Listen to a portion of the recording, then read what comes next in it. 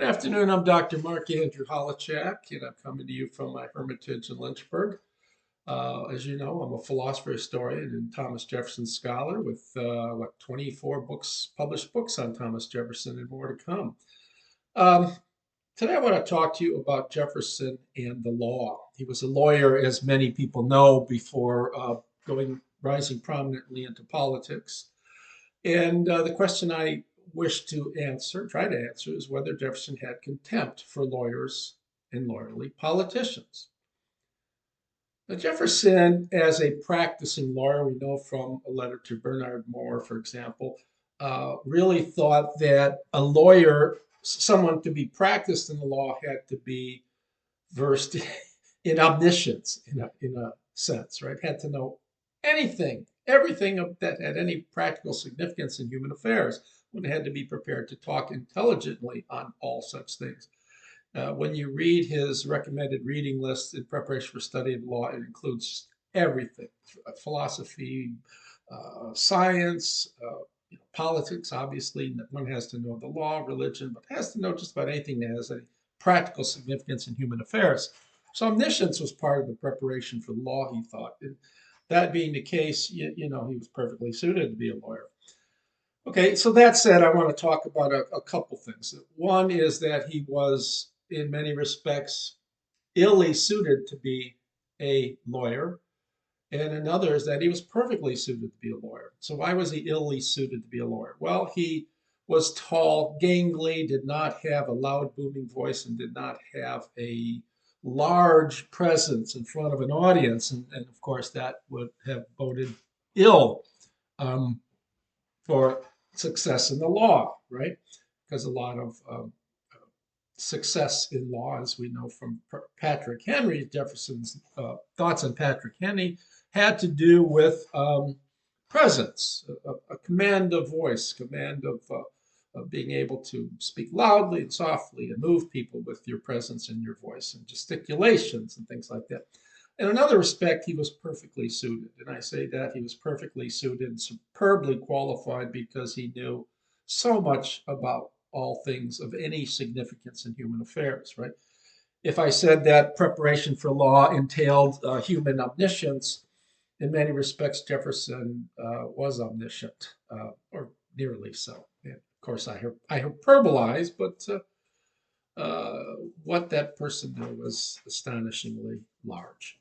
Now, come on up, Jeff. He's got to jump up. Now, Jefferson, passed the bar exam in 1765 after a couple of years of education at William Mary, and he threw himself into apprenticeship with George West. And that apprenticeship happened for, go ahead up, that happened for 2 years. Now, Dumas Malone, in his first volume of the 6-volume biography of Jefferson, writes, Jefferson threw himself into his profession with characteristic vigor and quickly achieved an honored position in it. And his autobiography, Jefferson writes, he wanted to create an ideal republic in which every fiber would be eradicated of ancient and future aristocracy and a foundation laid for a government truly republican. So he began law in 1765 and he gave up law in 1774. Now, why did he give up law? That's not at all clear. He writes in his autobiography that once, while he was at the bar of the general court, I continued until the revolution shut up the courts of justice. So when the revolution shut up the courts of justice, he stopped practicing law. That is factually true, but it doesn't answer the questions that once the revolution ceased, why didn't he return to the practice of law, right? And he certainly did it. So there's more, I think, much, much more to the story. Okay, Henry Randolph, who writes, I think in around 1856, he writes a wonderful biography of Thomas Jefferson, 3-volume biography. He takes Jefferson at his word and says, well, the war intervened, and because of the war, I gave up practice of law. Randall says he loved his profession, keenly relished the study and the practice of it, and continued with unabated zeal until the colonial courts were closed by the Revolution. Again, I say, well, if that were the case, then why did Jefferson not return to practice of law once the revolution had ended? Right? We recall 1779, 1781, he becomes governor of Virginia, then he takes a post as a minister plenipotentiary from 1784, 1789, becomes Secretary of State under for several years under George Washington, then vice president, president, and so forth. So he involves himself plentifully in political activity when he could have just roughly stayed at home and practiced law. Um, so I think it's hyperbolic. It's an exaggeration and a gross one to say that he loved his profession, right? So, okay, one can, like I said, Jefferson's statement is factually correct, but it doesn't get at the gist of the matter, right? He shuts up his profession, when the Revolutionary War starts, basically, when the Revolutionary fever starts. And that's a reason for shutting up his practice. So we can understand that in some measure um, as a needed causal condition among other needed causal condition. When I say needed conditions, these are things that have to have happened for him to stop the practice of law, but that doesn't mean that this needed condition was itself sufficient. So it was probably the most recent and the most prominent causal condition, but it certainly wasn't sufficient for his surcease of practice of law. It was not a sufficient cause, I want to argue. Okay, now we mustn't assume that he stops practicing law in 1774 and then uptakes practice of politics, because that too was not the case. He becomes a member of the Virginia's House of Burgesses in 1769, so he's a politician while he's still active in law. So in 1769, he becomes a politician. So he's both practicing politics and law at the same time. So he's got a lot on his plate. Okay. In the letter to Bernard Moore, 1814, to which I referred before, when I talked, Jefferson really says that a practicing politician must know everything. He lists rationality, laconics, and authenticity as conditions for being a good lawyer. Rationality goes without saying. Laconics just means the Spartan practice of speaking little, saying much through few words, right? Being brachylocus, not saying more. The practice of lawyers at the time was to speak and speak and speak, without saying a lot, right? And Jefferson is against that. Now, there are several reasons. Like I said, like he didn't. The first reason being, the shift from a lawyer to politician didn't occur at once. A second reason is that, as I stated before, one of the reasons he gave up law is that he was, in many respects, unsuited by nature to be a politician, right? And, that I qualified before by noting that he was perfectly suited in some respects, and in other respects, illy suited to be uh, to be a politician.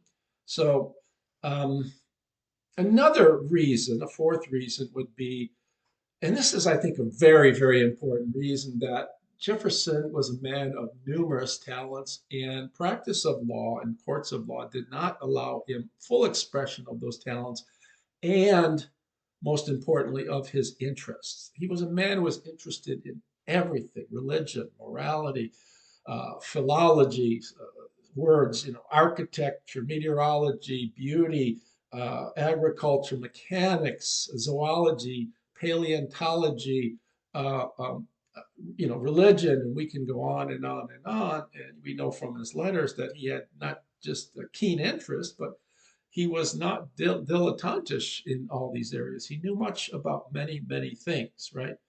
And as a politician, I think he could give vent to those interests with much greater ease, right?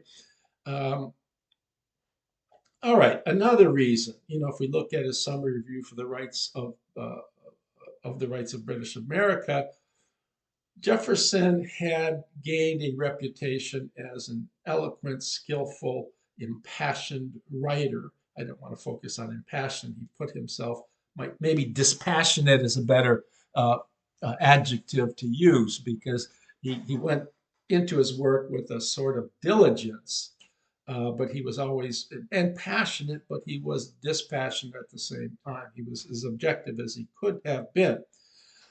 And I think, through writing this and through the notoriety he gained in 1774 with the publication of this work, Jefferson came to realize that his talent was in his quill, that his talent was, in his talent for politics was not so much through his voice and through his words, but through his writings. So that stated, and I think that's a very important point, that Jefferson, realized he was a talented writer and that he could affect the revolutionary cause abundantly, largely through writing. Okay, now in a number of letters, and here's another reason I think it's very important. I think other scholars might uh, diminish its importance or they neglect this. In a number of letters, a large number of letters, Jefferson is clear that one goes where one is needed. Like at the times of the Revolution, one does what one has to do, not what one wants to do. When Jefferson, for instance, comes back in 1789 from the start of the French Revolution to back to Virginia, he is notified immediately that George Washington wants him for his Secretary of State in his cabinet. And Jefferson is like, I don't really want to do that. But he writes to Washington in 1789, December 15, it is not for an individual to choose his post. You are to marshal us as may best be for the public good. And it is only in the case of it being indifferent to you that I would avail myself of the option you have so kindly offered in your letter. Jefferson, in effect, is saying, and through my knowledge of his other letter, I really don't want to be Secretary of State. But the point is, if you think I would do well that job, I will gladly accept the position. And I say gladly with the cum grano salis, with a grain of salt. He doesn't want to be Secretary of State, doesn't want to mix himself in politics to that extent. But he says, if you think, it's a very stoic notion, is why I could continue to call Jefferson a practicing stoic philosopher, even if he disavows in theory. Cover up Jefferson, who's shaking, even though it's 70 degrees outside. Sit down, Jeff. Um, so, yeah, that's an important thing, right? Now, a couple other points here. Now, did Jefferson, so I mean, he moved to politics from law. And, as I just noted, there's evidence that he did so because he was needed there. His political personage was needed. Jeff, quit licking. He's in a very funky mood today, right? Concerning Jefferson's thoughts on law, there's a very cute passage in granddaughter Sarah Randolph's The Domestic Life of Thomas Jefferson. Someone asked her father, Thomas Jefferson Randolph, Jefferson's son-in-law, I should say his son-in-law once asked an old man who knew Thomas Jefferson about, he says, this is an old man of good sense, whether Thomas Jefferson was a good lawyer. The old man thought a little bit and then he replied, he says, well, it's hard to tell because Thomas Jefferson always took the right side. It's a very cute comment. It is suggestive, my cat's caterwauling. It is suggestive that Thomas Jefferson practiced law with utmost integrity and probably was unwilling to defend someone whom he thought was guilty. Carl Binger, who writes, he's a psychotherapist, and writes a very nice book on Thomas Jefferson called Thomas Jefferson, A Well-Tempered Mind, says perhaps his mind was too mathematical and precise to express freely in unguarded spoken words without the inherent censorship permitted by the use of a pen. What Binger is suggesting here is that that practice of a law, his mathematical and logical mind was constrained by the practice of law, which invited for success that one goes beyond precision, laconics, and integrity of expression, and do what one can do to win a case. Jefferson was ill suited for that. Um, did Jefferson disrespect lawyers in the law? I don't think so. I think he always had a profound respect for it, but he had profound disrespect for the way law was practiced in his time.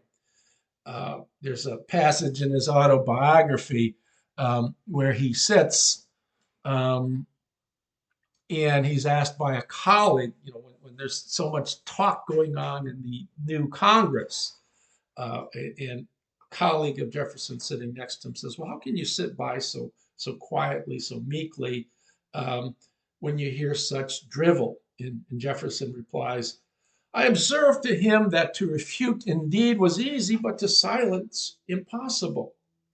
And Jefferson sums, "If the present Congress errs in too much talking, how can it be otherwise in a body to which the people send 150 lawyers whose trade it is to question everything, yield to nothing, and talk by the hour? That 150 lawyers should do business together ought not to be expected."